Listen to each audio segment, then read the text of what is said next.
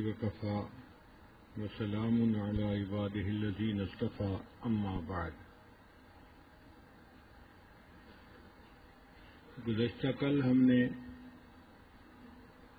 یہاں تک ترجمہ پڑھ لیا تھا وامتازوا اليوم ایھا المجرمون، اے مجرموں آج کے دن نیکوں سے جدا ہو جاؤ.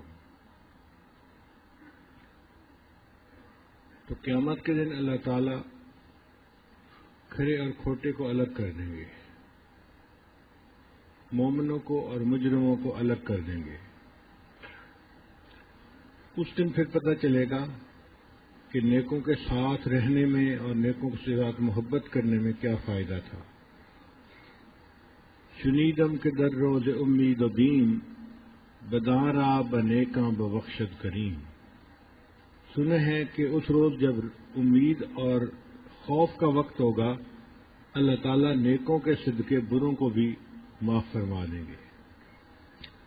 دستور یہ ہے المرء مع من احبہ، بندہ اس کے ساتھ ہوگا جس سے محبت ہوگی. چنانچہ اگر نیکوں سے محبت ہوگی تو اللہ اس عمل کے بدلے نیکوں کے ساتھ حشر فرما دیں گے. آگے اللہ تعالیٰ انسانوں کو شیطان کے بارے میں تنبیہ فرماتے ہیں. الم آہد الیکم یا بنی آدم، اے اولاد آدم کیا میں نے تم سے عہد نہیں لیا تھا، نہیں کہہ رکھا تھا اللہ تعبدوا الشیطان، کہ تم شیطان کی پوجا نہ کرو. انہ لکم عدو مبین، وہ تمہارا بہت کھلا دشمن ہے. وان اعبدونی، اور ایک میری عبادت کرو. ھذا صراط مستقیم، یہ ہے سیدھی راہ. یعنی جو بندہ اللہ کی عبادت کرتا ہے وہ سیدھی راہ پہ زندگی گزارتا ہے، اور جو بندہ خواہشات میں پڑ جاتا ہے یا شیطان کے راستے پہ چل پڑتا ہے وہ بھٹک جاتا ہے.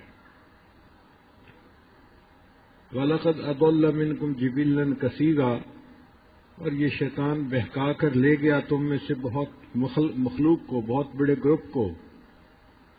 أَفَلَمْ تَكُونُوا تَعْقِلُونَ، کیا پھر بھی تمہیں سمجھ نہیں. هَذِهِ جَهَنَّمُ الَّتِي كُنْتُمْ تُوعَدُونَ، یہ دوزخ ہے جس کا اب تم سے وعدہ کیا گیا. دوزخ میں وہی بندہ جائے گا جو عقل استعمال نہیں کرے گا اور گناہوں کے راستے پہ چل پڑے گا. اس لیے جب دوزخیوں سے فرشتے پوچھیں گے ما جاءکم النذیر، تمہیں کوئی ڈرانے والا نہیں آیا تھا، تو وہ کہیں گے قالوا بلا قد جاءنا نذیر فکذبنا، ہم نے اس کا انکار کر دیا تھا، جھٹلا دیا تھا. اور اخیر پہ پھر تسلیم کریں گے لو کنا نسمع، اے کاش کہ ہم ان کی باتوں کو اگر سنتے، او نعقل، اور ہمارے اندر عقل کی رتی ہوتی، ما کنا فی اصحاب السعیر، ہم دوزخ والوں میں سے نہ ہوتے. اس کا مطلب یہ کہ انسان جب ہدایت کی بات کو سنتا بھی نہیں اور سوچتا بھی نہیں، عقل استعمال ہی نہیں کرتا کھرے اور کھوٹے کے لیے، تو پھر بالآخر اس کا ٹھکانہ جہنم بن جاتا ہے. اصلوہ اليوم بما کنتم تکفرون، اس میں آج کے دن جا پڑو بدلہ اپنے کفر کا. الیوم نختم علی افواہہم، اللہ تعالیٰ اس دن انسان کے خلاف اس کے اعضاء کو گواہ بنائیں گے. منہ کے اوپر مہر لگا دی جائے گی، سیل کر دیا جائے گا کہ انسان بول نہ سکے. وتکلمنا ایدیہم، اور بولیں گے ہم سے ان کے ہاتھ. وتشہد ارجلہم، اور بتائیں گے ان کے پاؤں بما کانوا یکسبون، جو کچھ وہ کماتے تھے. یعنی پاؤں بتائیں گے کہ وہ گناہ کے لیے کہاں کہاں چل کے جاتے تھے، اور ہاتھ بتائیں گے کہ وہ کس کس گناہ کی چیز کو ہاتھ لگاتے تھے. ہاتھ سے انہوں نے کسی کو قتل کیا، کسی کو ایذا پہنچائی، کسی بندے کو نقصان پہنچایا. تو جو گناہ انہوں نے ہاتھ سے کیے ہوں گے وہ ہاتھ بتائے گا، جو پاؤں سے کیے ہوں گے وہ پاؤں بتائے گا. حتیٰ کہ انسان کی رانیں بھی بتائیں گی، جلد بھی بتائے گی کہ اس نے کیا کیا گناہ کیے. اللہ تعالیٰ فرماتے ہیں وَلَوْ نَشَاءُ لَطَمَسْنَا عَلَىٰ أَعْيُنِهِمْ فَاسْتَبَقُوا الصِّرَاطَ فَأَنَّىٰ يُبْصِرُونَ، اگر ہم چاہیں مٹا دیں ان کی آنکھیں، پھر دوڑیں رستہ پانے کو. اللہ تعالیٰ جب چاہیں کسی بندے سے اس کی بینائی کو واپس لے سکتے ہیں۔ بہت لوگوں کے ساتھ یہ معاملہ پیش آیا۔ ہمارے قریبی ڈاکٹر تھے، ایک مرتبہ گاڑی میں بیٹھ کر اپنی کلینک میں پہنچے تو جب گاڑی سے اترنے لگے تو اترتے ہوئے بینائی چلی گئی۔ اللہ کی عجیب شان دیکھیں، کوئی ٹھوکر نہیں لگی، کچھ نہیں ہوا، گرے نہیں، بس گاڑی میں سے اٹھنے لگے کہ میں باہر نکلوں، اور آگے کوئی 100 کے قریب پیشنٹ انتظار کر رہے تھے اور ڈاکٹر صاحب کی بینائی چلی گئی۔ کھڑے ہوئے ہاتھ ادھر کر رہے ہیں، بھائی مجھے کوئی ہاتھ پکڑ کے اندر لے کے جائے۔ تو اللہ جب چاہیں بندے سے اس کی بینائی کو واپس لے سکتے ہیں، اور جب چاہیں اس کی شکل کو بھی مسخ کر سکتے ہیں۔ یہ بعض لوگوں کو جو لقوہ ہو جاتا ہے، یہ کیا چیز ہے؟ ایک طرف کو منہ کا لٹک جانا، یہ بنیادی طور پہ شکل کا مسخ ہو جانا ہے۔ تو اللہ جب چاہیں کسی کو یہ جو ہے نا بیماری دے دیں، تو فرمایا کہ تم اپنی جوانی پہ، خوبصورتی پہ ناز مت کرو، کل اختیار اللہ کا ہے۔ جب تک اللہ تم سے راضی ہوں گے تمہیں یہ نعمتیں دیں گے، اور اگر ناراض ہوں گے تو یہ نعمتیں تم سے واپس بھی لے لیں گے۔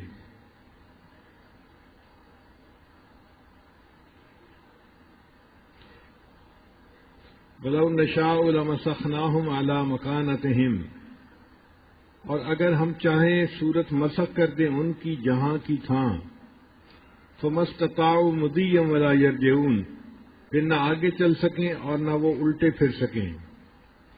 وَمَن نُعَمِّرْهُ نُنَكِّسْهُ فِي الْخَلْقِ، اور جس کو ہم بوڑھا کر دیتے ہیں تو اوندا کر دیتے ہیں اس کی پیدائش میں۔ أَفَلَا يَعْقِلُونَ، پھر کیا ان کو سمجھ نہیں آتی؟ یعنی بڑھاپے میں انسان اس طرح کمزور ہو جاتا ہے جیسے بچپن میں بچہ تھا۔ بچہ سہارے کے بغیر نہیں چل سکتا، بوڑھا آدمی بھی سہارے کے بغیر نہیں چل سکتا۔ تو بڑھاپے میں اللہ تعالیٰ پھر اس کو پیدائش جیسے بچپن تھا اسی طرح پھر لوٹا دیتے ہیں۔ وَمَا عَلَّمْنَاهُ الشِّعْرَ وَمَا يَنبَغِي لَهُ إِنْ هُوَ إِلَّا ذِكْرٌ وَقُرْآنٌ مُبِينٌ، اور ہم نے انہیں شعر نہیں سکھایا اور نہ یہ اس کے لائق ہے، یہ تو خالص نصیحت ہے اور قرآن ہے صاف۔ یعنی اللہ تعالیٰ ارشاد فرماتے ہیں کہ اللہ تعالیٰ نے نبی علیہ الصلوۃ والسلام کو شعر کا علم نہیں دیا۔ بہت سارے کفار اس بات کا دعویٰ کرتے تھے کہ یہ جو قرآن ہے یہ شعر ہے، بعض کہتے تھے یہ سحر ہے اور اس کا بڑا اثر ہوتا ہے۔ تو اللہ تعالیٰ نے فرمایا کہ یہ شعر نہیں ہے۔ اس کی دو وجوہات ہیں۔ پہلی وجہ یہ کہ شاعر لوگ اکثر افراط و تفریط سے کام لیتے ہیں، کوئی چیز اچھی لگے تو اس کو آسمان پہ چڑھا دیتے ہیں اور جو چیز بری لگے اس کو بالکل ہی مٹا دیتے ہیں۔ یہ افراط و تفریط اکثر شاعروں میں پائی جاتی ہے۔ اس کی مثال کہ ایک شاعر نے اپنے محبوب کے بارے میں شعر لکھا کہ میں تمہارے رخسار کے تل کے بدلے سمرقند اور بخارا دونوں شہر تمہارے حوالے کرتا ہوں۔ اب سمرقند اور بخارا اتنے بڑے شہر تھے جیسے آج کے دور میں لاہور اور کراچی ہیں۔ اتنے بڑے دو شہروں کو اس طرح کہہ دینا یہ چھوٹی بات نہیں تھی۔ تو جب شاعر نے یہ شعر کہا، اے محبوب تیرے رخسار کے تل کی خاطر میں سمرقند اور بخارا تجھے جو ہے دینے کو تیار ہوں، تو بادشاہ نے اس شاعر کو اپنے پاس بلایا اور کہا کہ بھئی تم نے یہ شعر کہا، بادشاہ تو میں ہوں اور تم سمرقند اور بخارا کا سودا کرتے پھرتے ہو محبوب کے ساتھ۔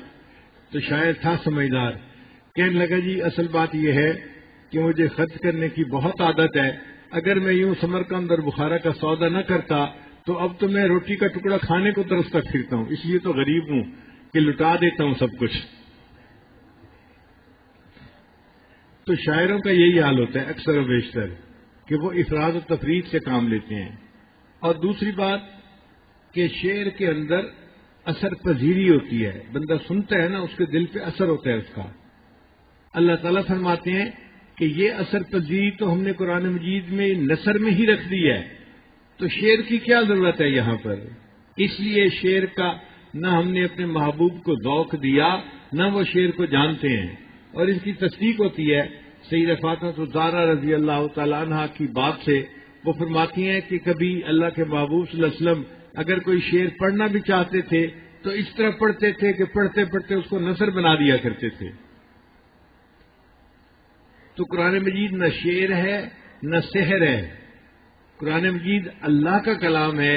ہاں اس میں تاثیر ہے کیونکہ اللہ کے کلام میں تاثیر ہوا کرتی ہے، اور یہ پر تاثیر کلام کس لیے ہے؟ لِيُنذِرَ مَن كَانَ حَيًّا، کہ تاکہ ڈرائے ڈر سنائے اس کو جس میں جان ہو، جو زندہ ہو۔ تو جو بندہ روحانی طور پہ زندہ ہو وہ قرآن مجید سے نفع اٹھاتا ہے، اور جو مردہ ہو وہ نفع نہیں اٹھا سکتا۔ اب زندہ سے کیا مراد؟ انسان کے دل کی مختلف کیفیتیں ہیں۔ جب انسان گناہ کرتا ہے تو دل سیاہ ہو جاتا ہے، نقطہ لگ جاتا ہے۔ اگر توبہ کر لے تو وہ نقطہ دھل جاتا ہے، اگر توبہ نہ کرے پھر گناہ کرے تو دوسرا نقطہ لگ جاتا ہے، اور نقطہ لگتے لگتے دل بالکل سیاہ ہو جاتا ہے۔ تو دل کا سیاہ ہونا یہ پہلی منزل ہے۔ پھر اگر اور لمبا عرصہ غفلت کا گزر جائے تو دل سخت ہو جاتا ہے، پتھر کی مانند ہو جاتا ہے، او اشد قسوہ، بلکہ پتھر سے بھی زیادہ سخت ہو جاتا ہے۔ پھر اور عرصہ اگر غفلت کا گزر جائے تو پھر اللہ تعالیٰ اس دل کے اوپر مہر لگا دیتے ہیں۔ کذالک یطبع اللہ علی قلب کل متکبر جبار، اللہ مہر لگا دیتے ہیں اس دل کے اوپر، سیل کر دیتے ہیں اس میں پھر ہدایت کی بات نہیں جا سکتی۔ پھر اس کے بعد بھی اگر غفلت کا عرصہ گزر جائے پھر اللہ تعالیٰ اس دل کو موت دے دیتے ہیں، روحانی موت آ جاتی ہے۔ یہ چوتھی منزل ہے، اور اس کی وجہ انسان کا تکبر اور اس کی ہٹ دھرمی ہوتی ہے۔ دل سے غافل ہوتا ہے، گناہوں میں زندگی گزار رہا ہوتا ہے، ہدایت کی بات کو سننے کے لیے تیار نہیں ہوتا، تو اللہ تعالیٰ اس کے دل کو مردہ بنا دیتے ہیں۔ دل مردہ دل نہیں ہے، اسے زندہ کر دوبارہ، کہ یہی ہے امتوں کے مرضے کو ہن کا چارہ۔ ہمارے پرانے امراض کا یہی علاج ہے، ہم اپنے مردہ دلوں کو زندہ کر لیں۔ تو جب انسان کا دل زندہ ہوتا ہے تو قرآن مجید کی بات اس پہ اثر کرتی ہے، جب دل مردہ ہوتا ہے تو پھر اس پر اثر نہیں ہوتا۔ چنانچہ ایک شخص حسن بصری رحمۃ اللہ کے پاس آیا، حضرت آپ درس قرآن دیتے ہیں، ہمارے دلوں پہ اثر نہیں ہوتا، لگتا ہے ہمارے دل سو گئے۔ حسن بصری رحمۃ اللہ نے فرمایا، یہ نہ کہو ہمارے دل سو گئے، بلکہ یوں کہو کہ ہمارے دل مو گئے، مر گئے۔ اس نے حیران ہو کے پوچھا، حضرت دل مر کیسے گئے؟ حضرت نے فرمایا کہ جو زندہ ہوتا ہے اس کو جھنجھوڑا جائے تو وہ جاگ اٹھتا ہے، جو جھنجھوڑنے پہ نہ جاگے وہ سویا ہوا نہیں، وہ مویا ہوا ہوتا ہے، وہ مرا ہوا ہوتا ہے۔ تو اگر قرآن سناتے ہیں، اللہ کی در سناتے ہیں، اور بندے پہ پھر بھی اس کا اثر نہیں ہوتا تو وہ سمجھ لے کہ میرا دل سویا ہوا نہیں ہے، اب میرا دل مویا مرا ہوا ہے۔ تو دل مر جاتا ہے، پھر اس پہ کوئی اثر نہیں ہوتا قرآن مجید کا۔ لِيُنذِرَ مَن كَانَ حَيًّا، یہ قرآن ڈراتا ہے اس کو جو زندہ ہوتا ہے، جو مردہ ہو وہ کیا اس سے ڈرے گا۔ وَيَحِقَّ الْقَوْلُ عَلَى الْكَافِرِينَ، اور ثابت ہو الزام منکروں پر۔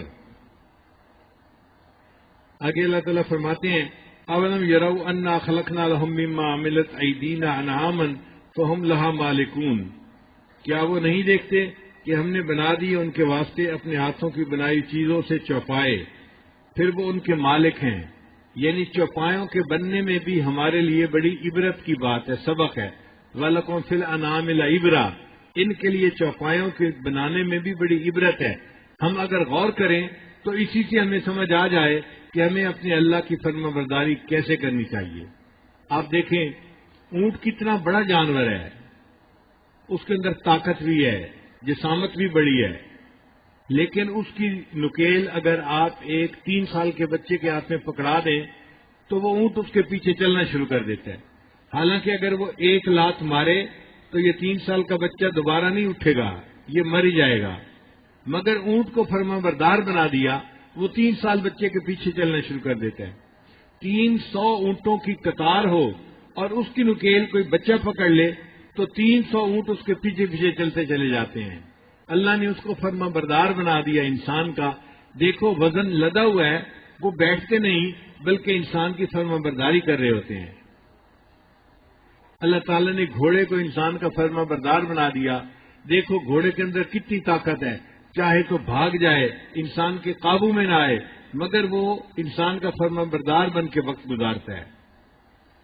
بندے نے اس کو تانگے کے اندر باندھ دیا، اب وہ سواریوں کو لے کے بھاگ رہا ہے. سارا دن گرمی کے موسم میں وہ بھاگتا رہا. اس بھاگنے کے دوران اب اس کو لیڈ کرنے کی ضرورت پیش آ گئی. تو گھوڑا کھڑا نہیں ہو سکتا کہ جی میں کھڑا ہو جاؤں گا سڑک کے کنارے، پہلے اپنی ضرورت سے فارغ ہوں گا پھر بھاگوں گا. نہیں، ہم نے دیکھا گھوڑا بھاگ بھی رہا ہے اور لیڈ سے بھی فارغ ہو رہا ہے. یعنی اس کو اپنی حاجت کرنے کی بھی الگ اجازت نہیں ہے، وہ بھاگ رہا ہے. اور پھر جب اپنی منزل پہ پہنچتا ہے تو پھر مالک سواریوں سے کرایہ وصول کرنے میں مصروف، اور گھوڑا جو ہے وہ قریب گندی نالی کا پانی پینا شروع کر دیتا ہے. اس کو دیکھ کے مالک کو احساس ہوتا ہے، اوہو میں نے تو آج سارا دن اس کو پانی نہیں پلایا. گھوڑا بول نہیں سکتا، گھوڑا شکوہ نہیں کر سکتا، جناب سارا دن آپ نے مجھ سے مزدوری لی اور مجھے پینے کے لیے پانی بھی نہ دیا، اپنے لیے تو برف کے ٹھنڈے پانی پیتے ہیں اور مجھے سادہ پانی بھی نہیں پلایا. وہ گندا پانی پی لیتا ہے خاموشی کے ساتھ، اپنے مالک کا شکوہ نہیں کرتا. اللہ نے اس کی زبان کو بند کر دیا. وہ مالک کے سامنے جرا نہیں کر سکتا، آگے سے جواب نہیں دے سکتا. اللہ نے اس کو انسان کا ماتحت بنا دیا اس طرح سے. اچھا، انسان اس گھوڑے کو لے کے گھر واپس آتا ہے، سارے دن کا تھکا ہوا گھوڑا. اب وہ اس کو باندھتا ہے باہر اور پھر کہتا ہے سردی کا موسم ہے، میں اسے تھوڑی دیر بعد کمرے میں باندھ دوں گا. خود گھر جاتا ہے اور گھر جا کے کھانے پینے میں بیوی بچوں میں مصروف ہو جاتا ہے اور بھول ہی جاتا ہے کہ میں نے تو گھوڑے کو اس کے کمرے میں باندھا ہی نہیں. وہ گھوڑا اسی سردی کی لمبی رات میں باہر ٹھٹھرتا رہتا ہے، اپنے مالک کو آواز نہیں دے سکتا، اپنے مالک کو بلا کے شکوہ نہیں کر سکتا، جناب خود تو لحاظ میں اپنی بیوی کے ساتھ آرام کر رہے ہیں اور مجھے آپ نے اندر کمرے میں بھی نہ باندھا. اس کو رات کو نیند نہیں آتی سردی کی وجہ سے، اور وہ ساری رات کھڑا رہتا ہے. اور اگلے دن اس کے لیے میڈیکل لیو نہیں ہے کہ جی آج میری طبیعت ٹھیک نہیں ہے میں میڈیکل لیو لے لیتا ہوں. نہیں، آج پھر اس کو بھاگنا ہے. وہ مالک کو نہیں کہہ سکتا جناب آپ نے مجھے کھانا نہیں دیا، آپ نے مجھے رات کو آرام نہیں دیا، آج میری طبیعت ناساز ہے میں نہیں ڈیوٹی پہ جا سکتا. وہ جیسا بھی ہے اس کو اپنے مالک کی بات ماننی ہے. اللہ تعالیٰ نے اس کی زبان کو بند کر دیا، وہ مالک کے ساتھ جرا کر ہی نہیں سکتا، بات ہی نہیں کر سکتا. مالک اس کو پھر تانگے میں باندھ لیتا ہے، وہ پھر چلنا شروع کر دیتا ہے. اللہ فرماتے ہیں کہ تم غور کرو، ہم نے ایک جاندار کو تمہارا ماتحت بنایا، وہ کس طرح تمہاری ماتحتی کرتا ہے، تمہاری زیادتیوں کو برداشت کرتا ہے اور تم سے کوئی بات نہیں کرتا. اگر ایک گھوڑا تمہاری اس طرح ماتحتی کر سکتا ہے، اور انسانوں کیا تم اپنے رب کے ماتحت نہیں بن سکتے کہ تم اپنے رب کی فرما برداری کرو اور اس کے حکموں پر عمل کرنے والے بن جاؤ. تو ہم جتنا غور کریں یہ بات ہمیں سمجھ میں آتی ہے کہ واقعی جانوروں کو اللہ تعالیٰ نے انسان کا ماتحت بنا دیا اور انہوں نے ماتحتی کا حق ادا کر دیا. اللہ تعالیٰ فرماتے ہیں وَذَلَّلْنَاهَا لَهُمْ فَمِنْهَا رَكُوبُهُمْ وَمِنْهَا يَأْكُلُونَ، اور عاجز کر دیا ان چوپایوں کو ان کے آگے، پھر ان میں سے کوئی ہے جو ان کی سواری ہے اور کسی کو یہ کھاتے ہیں. بعض جانور ہمارے لیے سواری کا کام کرتے ہیں جیسے اونٹ، گھوڑا، گدھا، اور بعض جانور ہم کھاتے ہیں جیسے بکرا، ہرن، گائے، بھینس. ان کے گوشت کو انسان کھاتا ہے. تو اللہ تعالیٰ نے ان کو انسان کی سواری کے لیے اور انسان کی غذا کے لیے متعین کر دیا. اور بعض ایسے بھی جانور ہیں جو انسان کے لیے مشروبات پیش کرتے ہیں، دودھ، لبنن خالصا سائغا للشاربین، دودھ ایسا صاف ستھرا وہ انسان ان سے حاصل کرتا ہے اور اس کو استعمال کرتا ہے. آپ بتائیں کہ انسان کوئی ایسی مشین بنا سکتا ہے جس کے اندر گھاس ڈال دیا کرے اور شام کو اس کے اندر سے دودھ نکال لیا کرے؟ یہ اللہ کا کام ہے، یہ اللہ کا انوکھا معاملہ ہے۔ اس نے ایسی ایسی جانور بنائے ہیں، شہتوت کا پتا ریشم کے کیڑے کو کھلا دو اس میں سے ریشم نکل آتا ہے، شہتوت کا پتا بکری کو کھلا دو اس میں سے دودھ نکل آتا ہے، شہتوت کا پتا ہرن کو کھلا دو اس میں سے مشک نکل آتا ہے۔ کہیں خوشبو بنا رہے ہیں، کہیں ریشم بنا رہے ہیں، کہیں دودھ بنا رہے ہیں۔ کیا انسان کوئی ایسی مشین بنا سکتا ہے کہ جس کے اندر یہ شہتوت کے پتے ڈال دیے جائیں اور وہ مشین 3 مختلف چیزیں بنا کے باہر نکال دے؟ یہ انسان کے بس کی بات نہیں، یہ میرے اللہ کی قدرت ہے اور اس کی جو ہے اختیار ہے، وہ چاہتا ہے تو ایسی چیزیں بنا دیتا ہے۔ تو اللہ تعالیٰ نے ان جانوروں کو انسان کے لیے ایک نمونہ بنا دیا، سبق سیکھنے کی جگہ بنا دی۔ پھر اللہ تعالیٰ فرماتے ہیں اولیس الذی خلق السماوات والارض، کیا جس نے بنائے ہیں آسمان اور زمین، بقادر علی ان یخلق مثلہم، کیا نہیں بنا سکتا ان جیسے؟ بلا کیوں نہیں، وہو الخلاق العلیم، اور وہی ہے اصل بنانے والا، سب کچھ جاننے والا۔ یعنی جس اللہ نے آسمان اور زمین کو بنا دیا اس کے لیے انسان کو بنانا، یہ جانوروں کو بنانا، یہ کون سا مشکل کام ہے؟ انما امرہ اذا اراد شیئا ان یقول له کن فیکون، بس اس کا حکم یہی ہے کہ جب کرنا چاہے کسی چیز کو تو کہے اس کو ہو جا، وہ اسی وقت ہو جائے۔ تو جب اللہ تعالیٰ کن فرما دیتے ہیں تو جو کام کا ارادہ فرماتے ہیں وہ اسی وقت ہو جاتا ہے۔ اللہ تعالیٰ کو پلاننگ کی، ڈرائنگ کی اور ان چیزوں کی کوئی ضرورت نہیں، ان کا کن ہی کافی ہوتا ہے۔ اور یہ کن بھی ہمارے سمجھانے کے لیے ہے، ورنہ اللہ کو کن کہنے کی بھی ضرورت نہیں ہے، صرف اللہ ارادہ فرما لے وہ چیز ہو جاتی ہے۔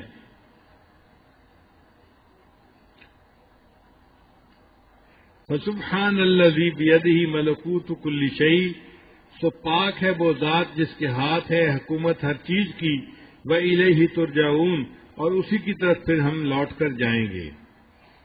یہاں سورہ یاسین شریف مکمل ہوئی، اس میں 3 بنیادی سبق سکھائے گئے، ایک اللہ تعالیٰ کی وحدانیت، ایک رسول اللہ صلی اللہ علیہ وسلم کی رسالت، اور ایک موت کے بعد دوبارہ اٹھ کے کھڑے ہونا اور اللہ تعالیٰ کو حساب کتاب دینا۔